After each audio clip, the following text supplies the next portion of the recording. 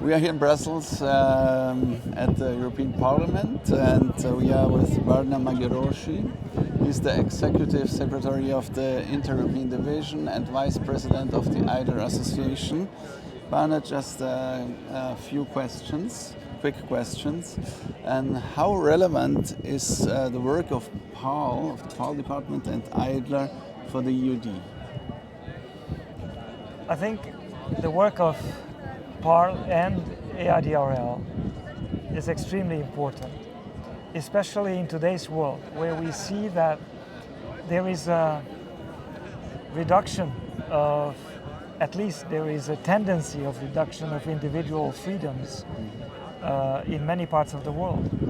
And I think our believers and generally the believing world, they are facing sometimes difficult situations when they need support, they need leadership, they need advocacy in order to be able to stand for what they believe in. Thank you, Barna.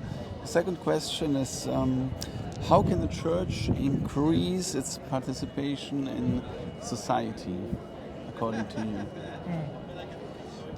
I always look at the Church not as to an institution.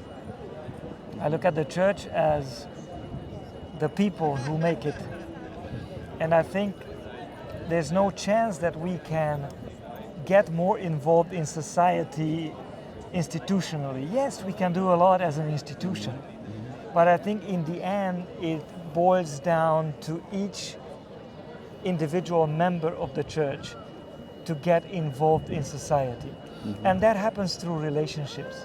That happens in the workplace where we are. It happens in the place where we live and do our everyday activities. And if our own people, individually, they get in touch with people, they care for their neighbors, for the people they meet, I think our impact and our involvement is going to be more felt. Yes, thank you. Leadership training is a KPI for the EUD strategic plan. So, according to you, how does this advisory contribute to this important goal? I think leadership is the art of trying to figure out the future by understanding the trends that are currently present in society.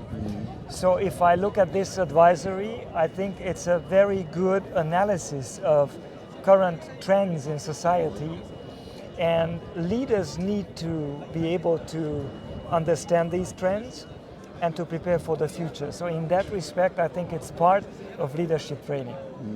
Yes, thank you. So the last question, what is your perspective on this EUD PARL advisory in Brussels? Your impressions, your vision for the work after this advisory? I have a very positive impression. I think the advisory itself was extremely well organized. It was useful not only in bringing together people from our own organizations, but also of organizing meetings with members of the European Parliament who could give us information on what is going on inside the European Parliament and their concerns about values and principles that we share in common. Yes. Thank you very much, Barna, for the conversation. You're welcome.